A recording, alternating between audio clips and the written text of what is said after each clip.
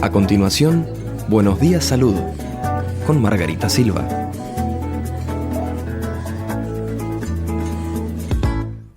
Muy, pero muy buenos días, gente. Buenos días, salud. Mañana de hacer renguear Cusco, les cuento. Venía de la chacra a la ciudad y aún está la helada en los lugares a donde el sol todavía no llegó. Realmente muy intensa la helada. Se decía que iba a bajar abruptamente la temperatura y bajó el cielo ayer hermosísimo, sin una nube, estrellas y pronto para que el hielo amaneciera con nosotros. Ahora, al abrigo meteorológico, en Rivera 4 grados, solamente 4 grados. La mínima estoy casi segura que llegó al grado bajo cero, a 1 grado bajo cero. En el resto de la jornada se está pronosticando Astro Rey ahí brillando, no suficiente como el ponchito del pueblo, no nos va a calentar porque vamos a alcanzar una máxima apenas de 14 grados. Los vientos, y nos hace sentir más frío, en este momento están soplando del sector oeste entre 2 y 9 kilómetros en la hora, presión atmosférica 1022,7, humedad 82%. Mañana domingo amanecemos helados nuevamente. Vamos a tener una mínima de 1 grado negativo y máxima de 16. La jornada va a mantenerse soleada con un poquito de sol y el lunes la mínima más baja, 2 grados negativos con una máxima de 17 grados. Y esta temperatura hace que la condición sanitaria en el país empiece a vulnerarse, ¿no? Especialmente para aquellas personas que tuvieron COVID y se recuperaron, para aquellas personas que se vacunaron, para las que están engripadas sin vacuna y para aquellos que ya se vacunaron. Sabemos que, y hemos escuchado, hemos leído algunos artículos de profesionales de la salud que están preocupados porque desde hace un año a la fecha, hoy se está viendo que muchas camas en centros de tratamientos de cuidados intensivos están bastante saturadas por problemas respiratorios. Y tenemos que conocer algo más de la realidad de nuestro país, hablando con un profesional de la salud que tiene un currículum enorme, además de ser una excelente persona. Tenemos el placer de conocerlo, gracias a Ana Victoria, que fue la intermediaria para este contacto. Él es doctor en medicina, especialista en medicina interna, en medicina intensiva, en cardiología, en emergentología por la Facultad de Medicina de la Universidad de la República. Les decía que el currículum era bastante gordo. Se desempeña como médico cardiólogo, hemodinamista en el Instituto de Cardiología Integral en el ISI, como cardiólogo e intensivista en CASMU y como docente en el módulo cardiovascular de la especialidad de medicina de emergencia del Centro de Ciencias Biomédicas de la Universidad de Montevideo, además de dictar talleres de resucitación cardíaca, vía venosa, vía aérea y maniobras quirúrgicas de emergencia.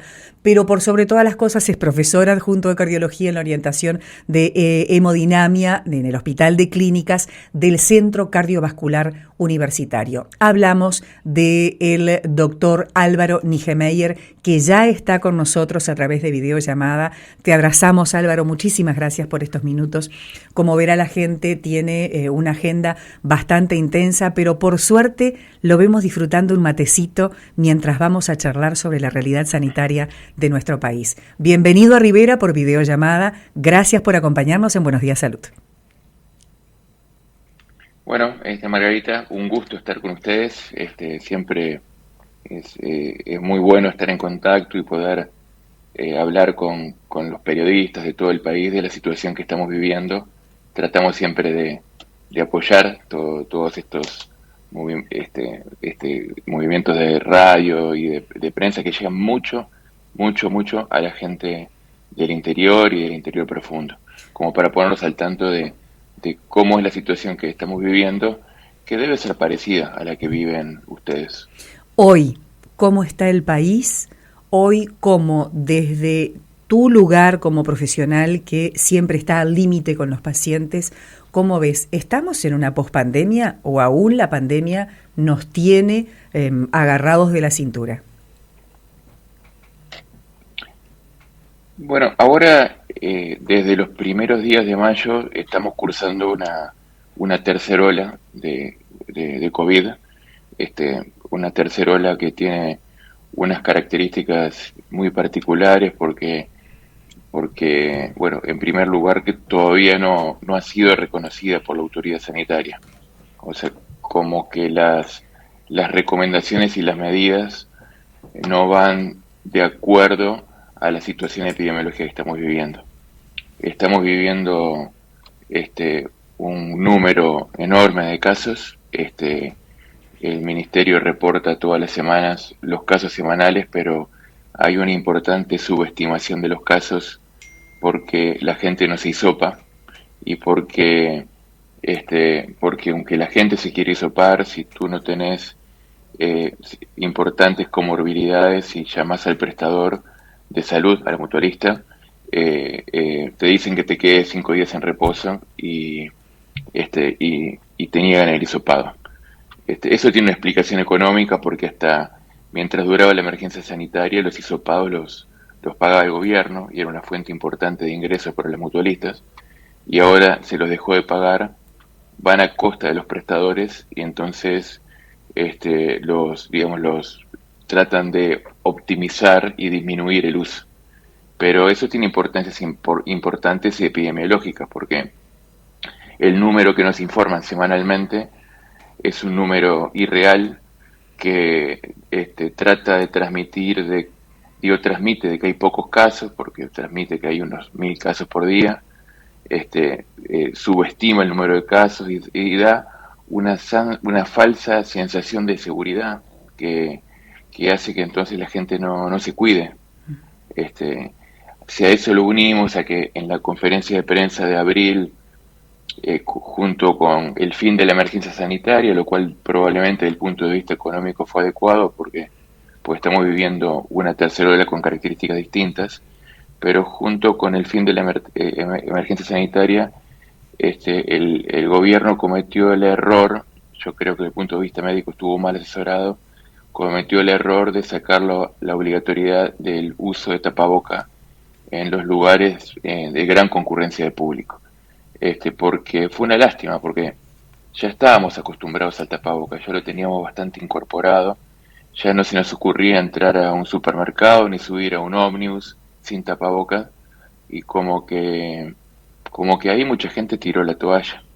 Entonces, si tenemos un número de casos comunicado que no es real, es por lo menos 10 veces mayor, y tenemos un mensaje en que se quita la obligatoriedad del tapabocas, la gente piensa que está todo bien, y no está todo bien. Estamos complicados, estamos con una tercera ola subestimada, y que tiene características distintas que las otras olas. Acá en Uruguay, en otros países se vivieron 6 o 7 olas. En Uruguay tenemos 3 claramente identificadas. La primera, que vino tarde, porque el primer año lo pasamos muy bien, que fue con la cepa, con la variante Delta, no cepa, sino variante Delta, que era la P1, que venía de Brasil, y que fue la que nos devastó, nos saturó el sistema de CTI y estuvimos primeros en el mundo en número de muertos durante un mes. Esa pasó y vino en el verano una segunda ola de Omicron que ya nos agarró inmunizados y que tuvo las características de la altísima contagiosidad y que la consecuencia, si bien al haber más casos había más muertes y más CTI y más long COVID, esta segunda ola tuvo características distintas, no se medía su repercusión por la saturación de camas de CTI, porque al agarrarnos vacunados ya daba casos menos graves. Y esta tercera ola nos agarra más inmunizados todavía más vacunados, es más contagiosa. Pensemos que... ¿Más contagiosa que la Omicron? Omicron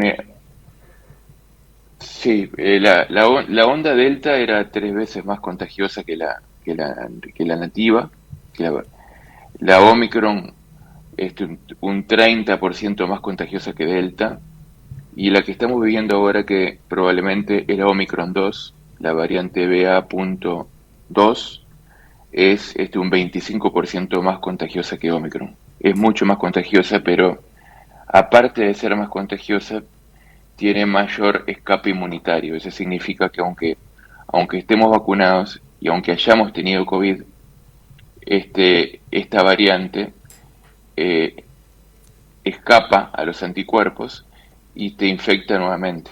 Por eso hay mucha gente que tuvo COVID en diciembre o en enero y ahora lo tiene de nuevo.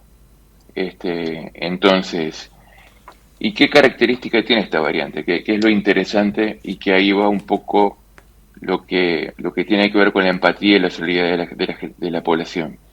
Esta variante afecta gravemente a las personas mayores de 70 años y a los inmunocomprometidos. Por ejemplo, a los que tienen cáncer, a los que tienen enfermedades autoinmunes y tienen que tomar inmunosupresores o corticoides, o a los que están muy enfermos con enfermedades crónicas. Ujú. Entonces, tenemos que cuidarnos todos para disminuir la circulación viral, para cuidar sobre todo a esas personas que son las que están enfermando gravemente y están muriendo por, este, por COVID. Entonces, Omicron 2 en una población muy vacunada y muy inmunizada le pega fuertemente, fuertemente a ese grupo. Entonces, que es algo que yo me he cansado de repetir, cuando de repente nos subimos a un ómnibus y hay, acá en Montevideo los ómnibus van muy llenos y los interdepartamentales también a veces van Sí. con 40 personas. Y de repente 15 o 20 personas no tienen tapabocas, están vulnerando el derecho de que si hay una persona inmunodeprimida en ese ómnibus, a la salud, porque si el inmunodeprimido se pone tapabocas él solo, igual tiene una alta chance de contagiarse. Si hubiera un infectado en el ómnibus, la forma de tener una buena seguridad para que viaje es que él tenga tapabocas, que el supuestamente contagiado tenga tapabocas y que se ventile el ambiente. Claro. Ahí la chance es muy baja. ¿El doble Pero tapabocas puede ayudar en este también, momento, Álvaro?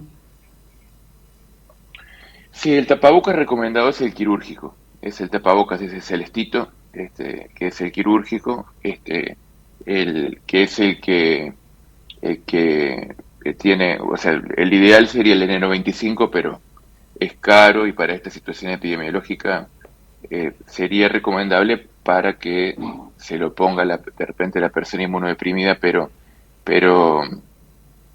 pero digamos, el quirúrgico es el recomendado. Ujú. Y el doble tapabocas da un poco más de protección digamos, que por uno solo. Pero lo que más protección da y que es lo más fácil es que todos tengamos en los lugares cerrados, cuando no hay un distanciamiento y cuando no está ventilado, que todos tengamos tapabocas.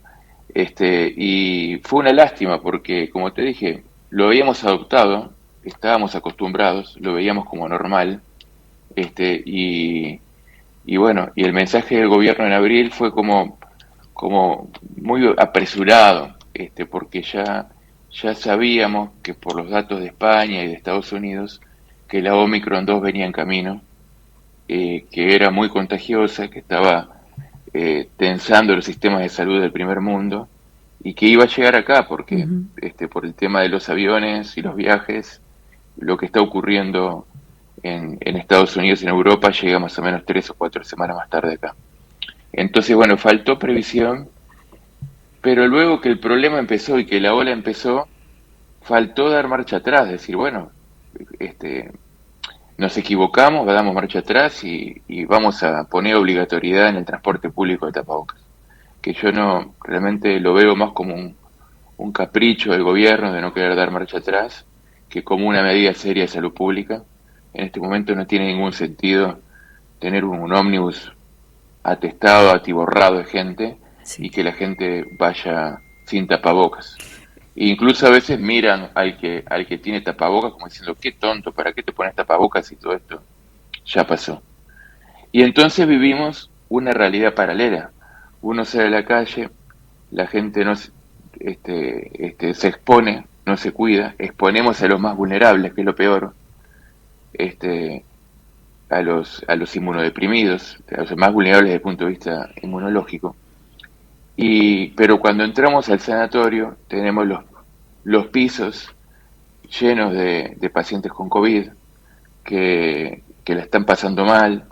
En CTI también tenemos muchos pacientes con COVID, sobre todo pacientes frágiles, pacientes enfermos, y otra población que tenemos es de gente que cursó un COVID leve en la casa, que tuvo el alta epidemiológica a los 5 días, pero a la semana o 2 semanas hacen una trombosis, que es consecuencia del COVID, o hacen una neumonía, un germen resistente, que es como consecuencia de la inmunodepresión que da el COVID, y son ingresados a CTI y no los contamos como COVID. Uh-huh. Pero en realidad, si no se hubieran enfermado de COVID, no estarían viviendo esa situación.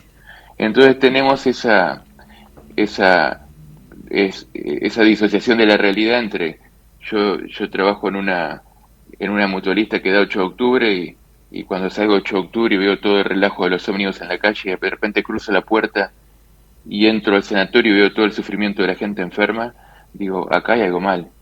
Y después los médicos quedamos, sobre todo los que tratamos de mandar el mensaje de lo que estamos viviendo, quedamos atrapados entre el mensaje de un gobierno que minimiza la situación por un tema de que el gobierno quiere que la pandemia termine, como todos nosotros para queremos dedicarse a otros temas, uh-huh. Como todos queremos que termine, para dedicarnos a otros temas que también son de interés, y entonces agita esa bandera como en las carreras, esa bandera a cuadros, como que se termina la bandera, pero el virus ha sido, digamos, más hábil que nosotros, ha mutado, sigue generando variantes y subvariantes, sigue escapando a lo que se está inventando para detenerla, y tenemos pandemia como para un año más, por lo menos, según dicen los expertos. No es lo que diga yo, es lo que dicen los expertos. Doctor, tú mencionas varios temas, y entre ellos lo que me llama la atención es que a pesar de todo el virus muta, sigue contagiando, sigue revolviéndose para continuar en el medio, por eso esa mutación, y entonces las vacunas, y esto pongo en riesgo el que de nuevo YouTube censure el programa cuando lo subamos, porque si hablamos de las vacunas o cuestionamos la eficiencia y la eficacia de las vacunas, vamos contra la OMS o hablamos contra las vacunas o hablamos contra el COVID. Y esta no es nuestra intención, sí analizar fríamente la realidad. Si muta permanentemente el virus, si el propio informe recientemente publicado del laboratorio BioNTech reconoció a la Bolsa de Valores que no tenía comprobaciones de eficiencia y de eficacia de la vacuna Pfizer, ¿qué mensaje nos deja todo esto? Porque al ciudadano común confunde. No, ¿verdad? Estás dando un tema, tocando un tema muy importante y está muy bueno que lo toques, mirá. Porque nosotros, digamos, la academia y los científicos estamos atrapados en este momento entre el manejo de gobierno de la pandemia, que a veces parecería que fuera manejado por una agencia de publicidad que trata de hacernos ver una realidad que no es, para que no tenga consecuencias políticas, por un lado, y por otro lado por una serie de líderes de opinión que se han afiliado a teorías negacionistas, ignorando toda la evidencia científica y diciendo, bueno, que el virus no existe, que la pandemia no existe, que el PCR no sirve, que las vacunas tampoco. Entonces, la realidad, y te digo que es lo que está publicado en las principales revistas científicas, es que las vacunas son efectivas. Han salvado cientos de miles de vidas. Nosotros acá en Uruguay lo vivimos directamente cuando vino la cepa de Delta, que estábamos viviendo un drama, que teníamos los CTI saturados, que se nos moría gente por falta de cuidados, que no podíamos más. Yo trabajo en un CTI que tenía un tope de 36 camas y llegamos a tener 85 críticos. teníamos pacientes en los bloques quirúrgicos, con enfermería que no estaba capacitada, con médicos que no eran intensivistas, nos faltaba material, nos faltaba fármacos. En ese momento, cuando vino la vacuna, la ola de Delta se aplastó. No solo se aplanó, se aplastó. Incluso la Sinovac fue una muy buena vacuna y luego vino Pfizer, que fue mejor. Entonces, las vacunas han salvado miles de vidas, las siguen salvando, pero el virus sigue mutando. Es un SARS-CoV, que incluso algunos expertos hablan de que por las mutaciones ya pasaría a ser un SARS-CoV-3. Ha seguido mutando, ha seguido buscando escapes inmunológicos, y entonces las vacunas tienen que, ante un virus que muta, que nosotros no sabíamos que iba a mutar, hay que seguirlas perfeccionando. Y en el horizonte está la vacuna nasal para evitar la transmisión, y están las vacunas genéricas contra SARS-CoV, en que le pegan a más partes del virus para cortarlo. Pero las vacunas son eficaces, lo hemos visto y está publicado. Hay más de 12.000 millones de dosis dadas en el mundo. No hemos visto los efectos secundarios que preocupantes. Y los efectos secundarios los deja el COVID y no la vacuna, entonces, Álvaro, porque no se ha, yo no sé si se está estudiando, o en el ámbito científico obviamente que todas las reacciones deben ser motivo de investigación y seguimiento, ¿no? Pero poco se sabe de las secuelas que deja el COVID, y se ha hablado de algunas secuelas que puede estar dejando alguna de las vacunas. En este caso se habla de Pfizer, no se habla de Sinovac, no se habla de AstraZeneca, ¿verdad? Las vacunas tienen efectos secundarios, sobre todo leves, que han sido reportados, sobre todo inflamación local y sobre todo en jóvenes algún caso de miocarditis, pero son menos los casos de miocarditis por vacuna que de miocarditis por COVID, muchísimos menos. Entonces, cuando nosotros agarramos una gran población, vamos a tener más miocarditis y graves en no vacunados que en vacunados. Y después lo que tiene es que si nosotros vacunamos a toda la población del país, el resto de las enfermedades van a seguir ocurriendo, sobre todo enfermedades crónicas que fueron desatendidas y que coincide el momento de vacunación con el momento en que aparecen enfermedades crónicas que fueron desatendidas durante la pandemia, y coincide también con los efectos del COVID prolongado o long COVID. Pero cuando se estudian las poblaciones a fondo y se ve los efectos secundarios que aparecen en no vacunados o en vacunados,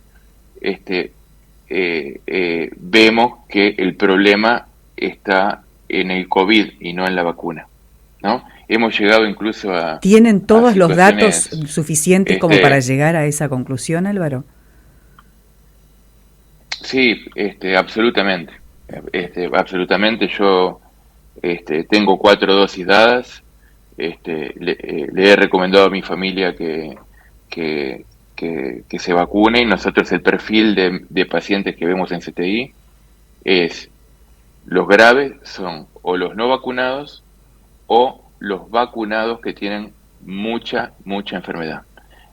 No vemos chicos jóvenes sanos con 3 dosis, 4 de Pfizer que cursen una enfermedad grave, como si la vimos con la onda Delta, en que teníamos gente de 20, 30, 40 años. Ahora no lo vemos.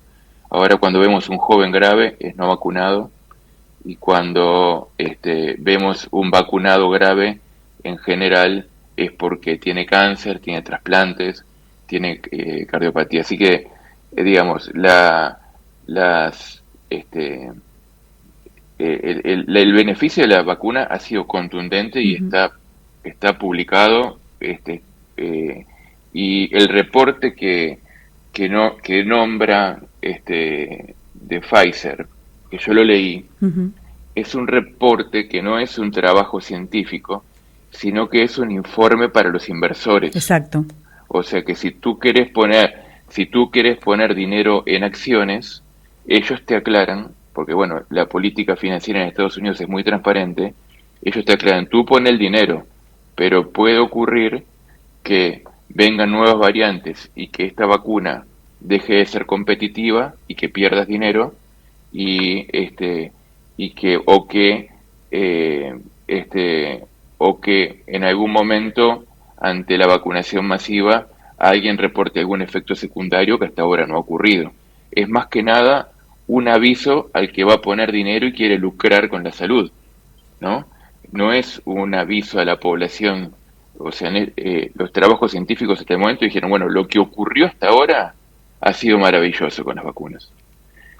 Ahora, si de ahora en adelante tú tienes tus ahorros y los querés poner en acciones de Pfizer, ellos te van a avisar, tú ponelos, pero te aviso que puede venir una variante que no sea efectiva para esta vacuna y que tú pierdas dinero, ¿no? Entonces, Ya no hay que tenemos, mezclar ya temas. tenemos nueva variante. El Estado uruguayo compró muchas vacunas, muchas dosis, que las están recomendando hoy por hoy a esa población vulnerable, que son los que tienen comorbilidades, o sea, población de 18 a 49 años, si no me equivoco, para la cuarta dosis con Pfizer.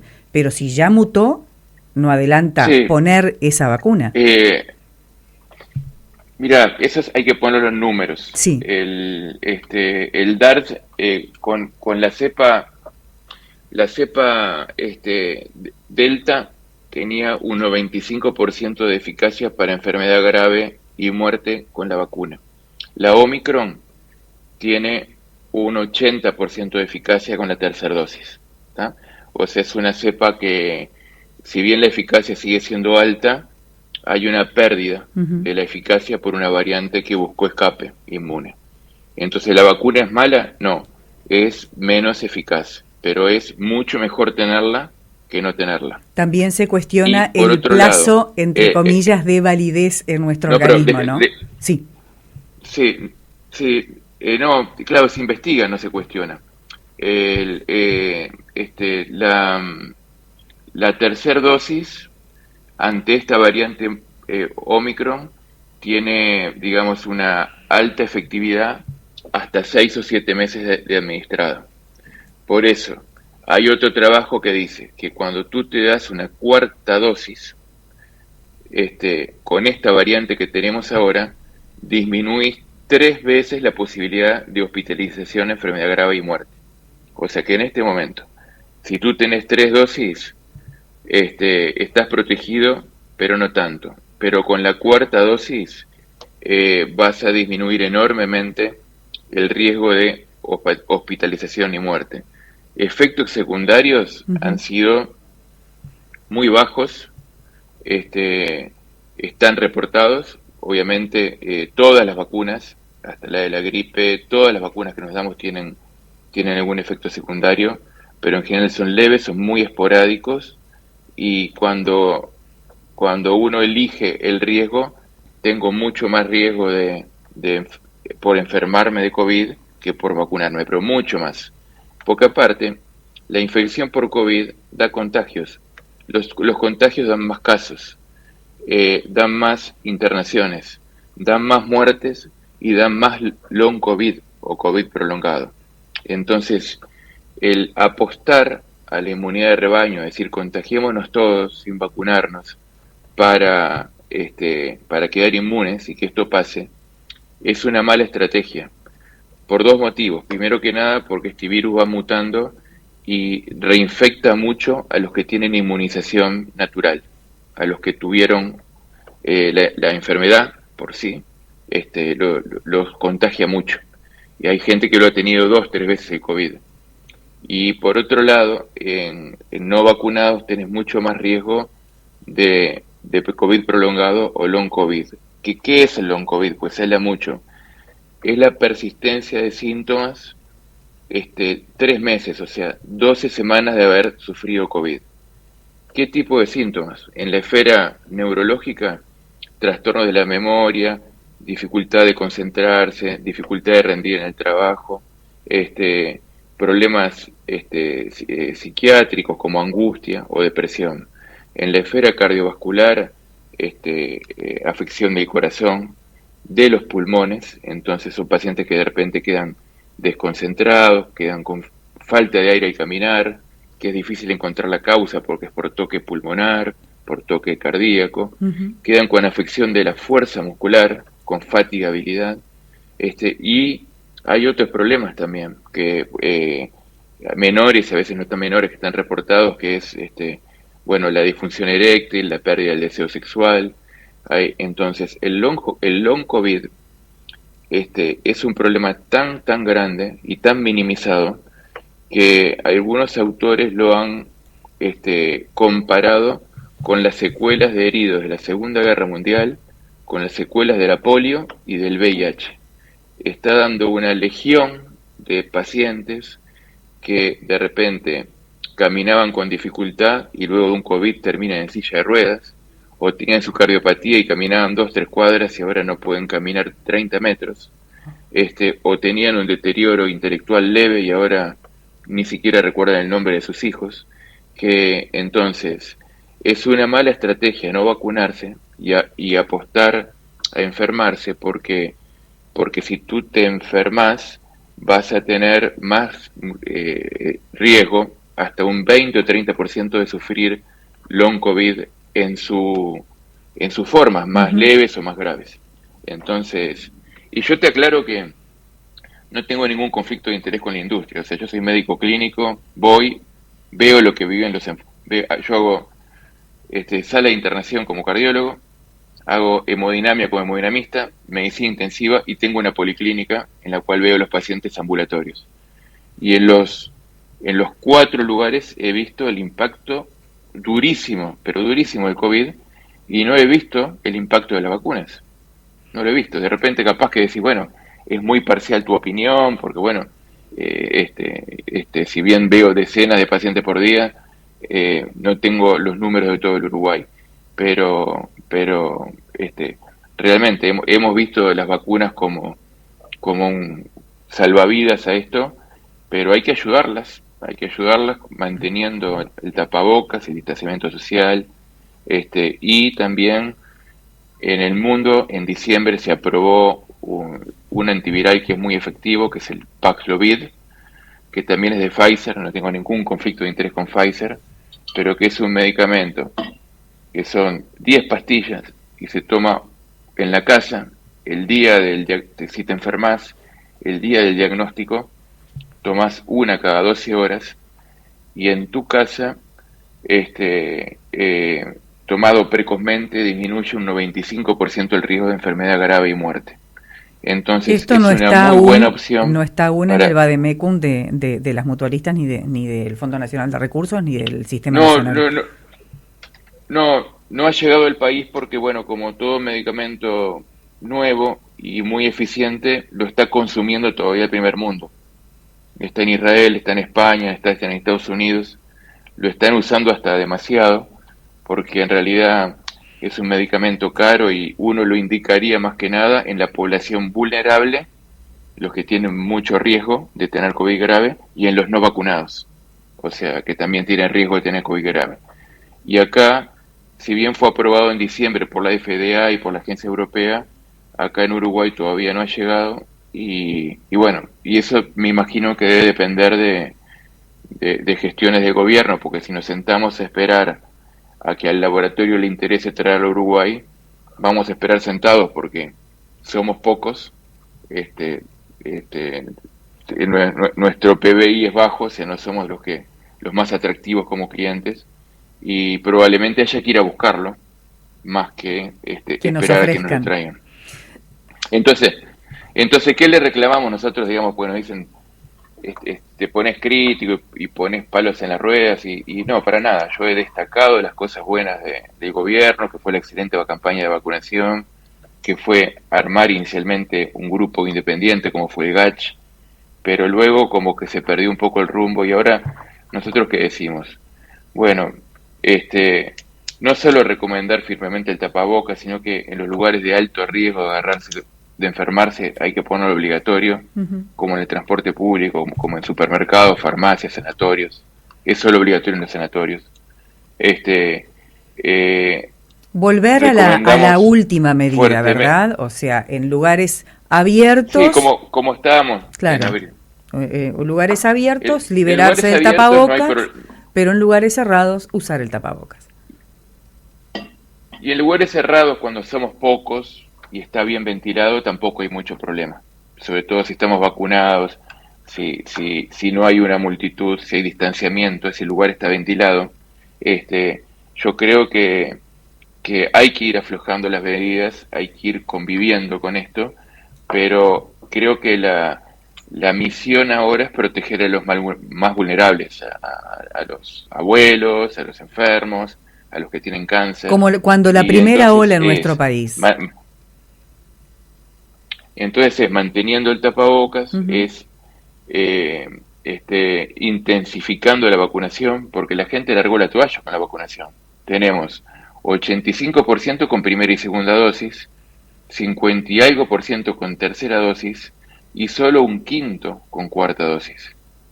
Date cuenta que yo el otro día, hablando con un familiar que tiene 88 años, le dije, ¿ya te diste la gripe y la cuarta de COVID? Me dice, no, todavía no me la di, porque están diciendo cada cosa por ahí que me da miedo.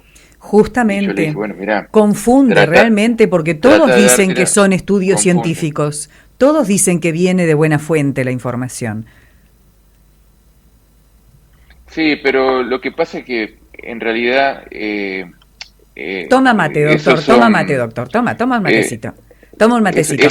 No te olvides de lo que vas a decir, Toma un matecito, nosotros vamos a cumplir con una tanda bien cortita y volvemos. No te olvides de lo que nos vas a decir. Dale. Estamos charlando con el doctor Álvaro Nijemeyer. No se muevan de ahí ustedes. Si sos beneficiario de FONASA y tu cédula termina en 6, en junio podés cambiarte a Casmer. Cámbiate al mejor lugar para cuidar tu salud. En Casmer vas a encontrar la mejor asistencia para vos y tu familia. Podrás contar con internación sin costo, consultas médicas en consultorio y emergencias sin pago de órdenes. Cámbiate a la institución médica que más crece en el departamento, la única que te brinda asistencia en todo el país a través de la red FEPREMI y respaldo del Sanatorio y Seguro Americano en Montevideo. Hasta el 30 de junio tenés tiempo. Acércate a nuestras oficinas y cámbiate a Casmer. Cobertura total de asistencia médica. SEDECO, Centro de Ecografía Rivera. La mejor tecnología, profesionales permanentemente capacitados y los diagnósticos rápidos y seguros. SEDECO. En Optisol, relojes, anteojos para sol y, ¿por qué no? Si necesita cambiar sus anteojos, tenemos promo Varilux especialista. Comprando un par de cristales multifocales, se lleva otro par con la posibilidad que sean para sol. Aceptamos tarjetas de crédito y o financiera crédito de la casa, en cuotas y sin recargo. Avenida Sarandí 476, teléfonos 4622-4280 y 4623-5550. Es fundamental tener la tranquilidad que contás con un servicio de acompañantes que va a estar en el momento justo, en esa situación en la cual se necesita el mejor cuidado. En CEPA tenemos el plan ideal para ti y tu familia. Promo 50% para nuevos socios.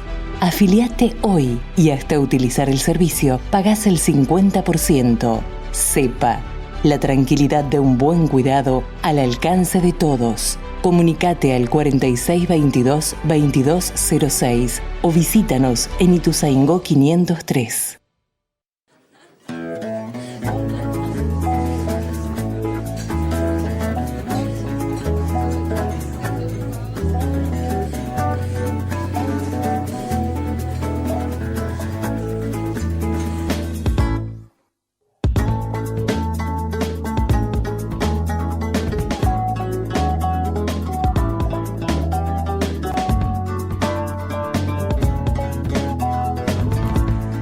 Gracias a los amigos exclusivos de Buenos Días Salud que nos acompañan desde hace ya muchos años. Gracias por la confianza.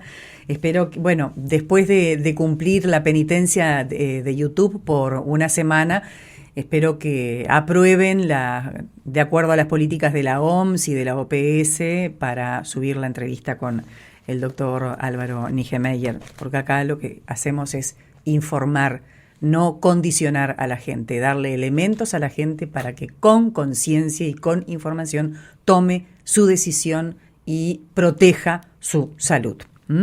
Decíamos con el doctor Álvaro Nijemeyer que le llamaba la atención la respuesta de la gente a la campaña de vacunación, que reconocía que había sido excelente, que el gobierno había trabajado muy bien, pero que ahora como que se bajó demasiado la guardia, se tiró la toalla y ya está, tiramos la toalla y los tapabocas. Antes teníamos las bombachas, teníamos los calcetines, teníamos los calzoncillos, la blusa, el pantalón y tapabocas. Tapabocas en la cartera, en los bolsillos, en todos lados. Ahora tenemos que rescatar algún tapabocas porque nos liberamos demasiado de esta barrera de protección muy importante. Inclusive recuerdo hace varios meses atrás cuando los profesionales de la salud reconocían que había bajado en forma muy importante el porcentaje de enfermedades respiratorias. Y ahora es un problema porque está, no sé si saturando los servicios de internación, ¿no? del tercer nivel, pero hay mucha enfermedad respiratoria, hay muchas neumonias, hay muchas congestiones, hay muchos chiquitos, no tan chiquitos y veteranos con problemas respiratorios. 85% con 2 dosis, 50 y algo con 3 dosis y casi nada con la 4ª dosis. Habíamos dejado eso pendiente, doctor Álvaro. Sí, casi nada, no, había un 15% hasta hace unos días con la 4ª dosis, lo cual es muy bajo, y entonces el mensaje nuestro es cuidar a los más vulnerables, poniéndonos tapabocas en los lugares de alto riesgo de contagio. No alcanza con la empatía de la población, porque cuando la población recibe mensajes contradictorios, hace lo que le parece, y acá lo que hace falta es que la autoridad sanitaria cumpla su rol, y al igual que decretó el uso obligatorio adentro de los sanatorios, debería decretar el uso obligatorio en el transporte público. Eso creo que fue un error del gobierno y que le está costando dar marcha atrás. O sea, creo que las famosas perillas que se habló al principio se han trancado solo para un lado, y no parecería que fuera una medida que tuviera un costo económico volver a ponernos tapabocas al subir a un ómnibus. Ya lo habíamos asumido, sería volver, ¿no?, para atrás. Uh-huh. Lo estaba asumido. El otro punto es intensificar la vacunación, tratar de aumentar ese 15% con 4ª dosis, vacunar contra la gripe, no tengo los números de la gripe, y traer el Paxlovid, porque en el caso de que alguno de nosotros, vulnerable o no vacunado, se contagie, le reduciría enormemente el riesgo de terminar internado en un CTI o morir. Y luego atender el long COVID, que el long COVID es una legión de gente con múltiples problemas que nos desbordan, que en 10 minutos que tiene un médico en un consultorio no tiene tiempo ni siquiera de escucharlos, y que requiere una atención que en algún momento el Ministerio de Salud Pública diga, bueno, acá tenemos esta cantidad de gente que de verdad está enferma, que no mejoró y que los tenemos que atender. Es tan grave el problema del long COVID, tan grave, que en Estados Unidos los seguros de salud, que como todo seguro son empresas con fines de lucro, han excluido el long COVID de la cobertura, porque si tuvieran que cubrir a esa enorme cantidad de enfermos, perderían muchísimo dinero. Y después lo otro que te quería decir, que la influenza, la gripe, no es un problema menor. Estamos teniendo en CTI un importante aumento de ingresos por influenza, incluso en la guardia que hice el domingo tuve 2 pacientes graves, uno de los cuales ya falleció, un señor de 90 años, y después había una embarazada de 40 años que tenían la coinfección de COVID e influencia. O sea, los 2 virus a la vez. Y los 2 estaban cursando un cuadro muy grave. La muchacha más joven la está peleando más. El señor que uno podría decir, bueno, tenía 90 años, bueno, pero manejaba su negocio, iba en auto todos los días, manejaba la casa, cuidaba a su esposa, tenía una vida activa y podría haber tenido un buen tiempo más, una buena calidad de vida si no se hubiera enfermado. Así que no descuidemos o ¿Estaban no vacunados, la vida de Álvaro? los pacientes por la edad. En el caso de este paciente sí estaba vacunado, pero lo que pasa es que cuando la exposición es muy alta y la carga viral es muy alta, y estas variantes tienen cierto escape inmune, esa es la población que le pega. A los más añosos y enfermos o a los jóvenes no vacunados. Esa es un poco, digamos, la situación que estamos viviendo y qué tenemos en el futuro. Uno no quiere ser fatalista, pero esta ola de Omicron 2 va a mejorar, va a pasar. O sea, todos sabemos que como toda ola sube y baja. El tema es qué daño deja el pasar, porque acá puede venir cualquiera y te digan, quédate tranquilo que esto va a pasar. Sí, va a pasar, es como decir, bueno, un tsunami, y yo te digo, quédate tranquilo que el tsunami va a pasar, ya sabemos qué pasa. Pasa, arrastra un montón de cosas y se va. El tema es minimizar el daño que deja. Y en el futuro lo que tenemos, que ojalá se pueda detener a tiempo, es que hay dos variantes de preocupación en Europa y en Estados Unidos, que es la Omicron 4 y Omicron 5, que tienen mayor escape inmune y que probablemente sean más virulentas más agresivas, probablemente. No está confirmado eso, que Omicron 2. Tú mencionas Entonces, que tendrían mayor escape inmune. ¿Podemos explicarle a la población que nos está escuchando qué significa? Sí, escape inmune es que el virus es astuto y muta, astuto es decir, ¿no? Porque es un virus, no tiene inteligencia, pero va mutando, va teniendo mutaciones y sobreviven y predominan las mutaciones que se escapan a los anticuerpos que formamos contra variantes anteriores, ¿no? Es como que decimos entre comillas la astucia del virus, que nosotros generamos defensas, pero él va cambiando su configuración, va cambiando su forma para que nuestros anticuerpos no lo reconozcan y se escapa, igual logra infectar. Por lo que vemos entonces las vacunas tienen que estar permanentemente cambiando y adaptándose. Bueno, o vamos a tener que vacunarnos eternamente como la vacuna contra la gripe. Las vacunas han salvado vidas, son enormemente eficientes y siguen salvando vidas. La misma vacuna original al día de hoy sigue teniendo una alta protección y recomendamos vacunarse, pero en el futuro está el desarrollo, para poder terminar con la pandemia, está el desarrollo de las vacunas nasales, que van a disminuir más la transmisión. Y el PAC COVID. Está el desarrollo de hay unas vacunas que son las vacunas pan-coronavirus, que van a pegarle en distintas partes al coronavirus, pero también más importante que eso es lograr equidad en la vacunación, porque mientras nosotros sigamos teniendo un mundo en el cual se vacunan solo los países ricos y no se vacunan los países pobres, esos países pobres siguen siendo un reservorio de virus que sigue circulando y generando nuevas variantes. Entonces, el problema del COVID, cuando uno lee a los expertos, es prácticamente un problema geopolítico, que es que los países desarrollados tengan una alta inversión en producir vacunas nasales y vacunas para pan-coronavirus, porque también ellos aflojaron y el Congreso de Estados Unidos disminuyó la cantidad de recursos para investigación, y por otro lado buscar estrategias para poder vacunar también a los países en desarrollo, que son países que no han tenido acceso, no han tenido la suerte que hemos tenido nosotros de poder tener un buen acceso a la vacunación, ya sea porque no tienen sistemas de vacunación y ya sea porque no tienen dinero para comprarlos.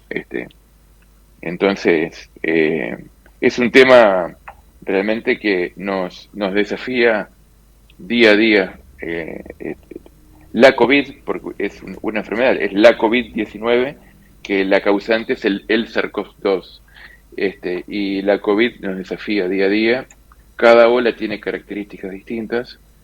Se tiene que medir la repercusión con indicadores distintos. Por ejemplo, la primera ola se tiene que medir con el indicador de saturación de CTI, que era el problema. La segunda ola, el Omicron, había que medirlo con el indicador de saturación del primer nivel de atención, que ese era el problema. Y ahora la tercera ola se tiene que medir con el indicador de enfermedad y muerte de pacientes vulnerables y de long COVID en la población general. Y entonces, si nosotros seguimos midiendo las olas con las camas de CTI que tenemos, no estamos visualizando el problema, que es lo que le está pasando al Ministerio de Salud Pública. Está diciendo, tenemos solo 70% de camas ocupadas y estamos bien. Y yo digo, no estamos bien, porque un trasplantado hepático o renal o un abuelo de 80 años no puede tomarse un ómnibus, no pueden tomarse un ómnibus para ir al trabajo o para ir a visitar a su familia. ¿Por qué? Porque nadie lo cuida en el ómnibus y se puede enfermar. Y ahí tuve el caso de un paciente que yo un momento salí de una guardia bastante mal, porque me había tocado vivir 3 pacientes con COVID, 3 casos, y hice un tweet con un resumen de los casos, y uno de los pacientes estando internado me contestó, ese soy yo, que es un paciente que por suerte está bien, que es un muchacho joven que se dio, que después, a ver, capaz que puedo conseguir de contacto si él quiere hablar, también está bueno que cuente su experiencia. Es un muchacho joven que tenía un linfoma y que se dio en la semana de Santa una dosis de quimioterapia y luego debió viajar a La Paloma, a Rocha, a encontrarse con su familia. Y él tomó un ómnibus con doble tapaboca, digamos, bien protegido, pensando que iba a estar seguro, y en el ómnibus de 40 solo 2 personas tenían tapabocas. Ya cuando llegó la esposa le dijo, qué disparate esto, tendría que haber consigo un auto para irte a buscar, y él le dijo, bueno, no pasa nada, pero no pasó. En ese ómnibus se contagió de COVID, lo cursó leve, moderado, pero luego tuvo una neumonía como consecuencia, tuvo 22 días en CTI, la pasó muy mal y ahora está mejor. Pero entonces él me contaba la sensación de desprotección que sintió cuando subió al ómnibus, que no tenía más remedio que tomárselo, porque bueno... y era prácticamente no el único protegido. La suerte. Claro, se subió y era el único protegido, estaba todo el mundo, que no les importaba nada, y las ventanas cerradas, 2 horas y algo de viaje, y eso le implicó a él digamos, un golpe duro, porque bueno, no solo estuvo casi un mes internado, sino que también eso le retrasa ahora la quimioterapia del cáncer.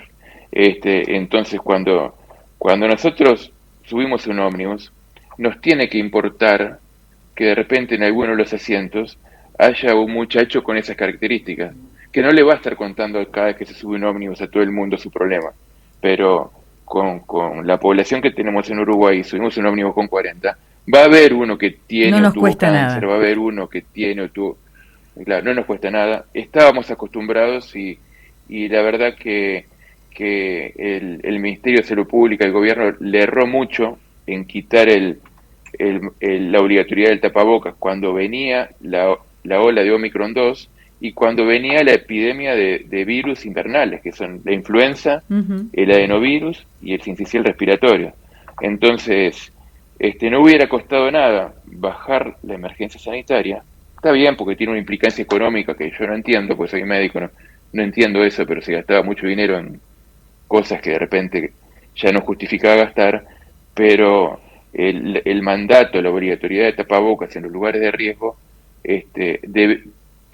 yo creo que hoy por hoy el ministro tendría que gobernar y aunque de otro lado le digan que trate de minimizar el problema, tendría que gobernar y cuidar a la gente y pedir la obligatoriedad del tapabocas. Ojalá que las intendencias tienen cierta autonomía, ¿no? Que las intendencias por sí solas tomen esa decisión y con la aprobación de la Junta empiecen a exigir nuevamente la obligatoriedad del tapabocas en los ómnibus o en los lugares cerraditos con poca ventilación. No nos cuesta nada. Si ya estaba dentro de nuestro ropero, de nuestra Ojalá cartera, de nuestro bolsillo, no nos cuesta nada volver al menos a usarlo al tapabocas para protegernos y seguir protegiendo a los demás. Doctor Álvaro Nijemeyer, antes de despedirnos, me veo obligada a dejar este planteo porque es muy reciente y ha sido histórico. Por eso decía si habían cifras suficientes para cruzar datos y llegar a números estadísticos que puedan mostrar un mapa más claro. La Suprema Corte de Justicia, por unanimidad, le dio la orden al Ministerio de Salud Pública que publicara datos. En principio es en un periodo corto que pidió un ciudadano que quería acceder a la información pública, datos del 1 de marzo del año pasado al 26 de abril del año pasado, de la base de datos del Ministerio, de fallecidos totales y de los fallecidos cuáles estaban vacunados y con qué dosis. Este es un corto periodo, cifra que el Ministerio no lo tenía, que se negó al principio porque dijo que no tenían cómo hacer ese cruzamiento de datos y la justicia le dijo, revuélvanse, porque acá todos estamos de acuerdo que esta persona, como todos los ciudadanos, deben conocer estas cifras, y ya ingresaron otro pedido que va a abarcar todo el año 2021. ¿Estas cifras pueden aclarar el programa sobre eficiencia y eficacia de las vacunas? Mira, no lo van a aclarar porque si nosotros hacemos matemática simple, sí. Matemática muy simple, y si pongámonos en la lógica, o sea, en una situación extrema en que tú tengas a toda tu población al 100% vacunado con una vacuna que tiene 90% de efectividad, ¿no? Si vacunamos a los 3.400.000 habitantes con una vacuna que tiene 90% de efectividad, ¿en qué estatus de vacunación van a estar todos tus fallecidos? Decime. Si todos están vacunados y la vacuna tiene 90% de efectividad, no 100%, hay gente que va a seguir muriendo. ¿Cómo van a estar los fallecidos? ¿Vacunados o no vacunados? Todos vacunados. O sea, si yo vacuno a todos con algo que es 90% efectivo, todos mis fallecidos van a ser vacunados, ¿tá? Entonces, no están vacunados todos, pero está vacunado el 85%. Y los de riesgo, los mayores, los que tienen comorbilidades, los que están muy enfermos, casi todos están vacunados. Entonces, obviamente voy a tener más muertos. Nos estamos despidiendo, sí. Y estás desapareciendo de la cámara. Vemos casi de tu nariz hacia abajo. No. Ahora sí, entonces, ahora sí. Ahí está. Entonces, vamos a tener, si nosotros tenemos al 100% de la población vacunada y la vacuna no es 100% efectiva, sino 90%, y sigue muriendo gente por COVID, todos nuestros muertos van a estar vacunados. Estamos en una situación intermedia en la que tenemos 85% vacunados, que los más enfermos, añosos y con más enfermedad, los que tienen más riesgo de morirse, están todos vacunados. Entonces, si yo pido esa información, yo creo que obviamente va a haber más muertos que están vacunados, porque los que no se vacunaron fueron menos y más sanos. Entonces, seguimos tu línea de razonamiento perfectamente.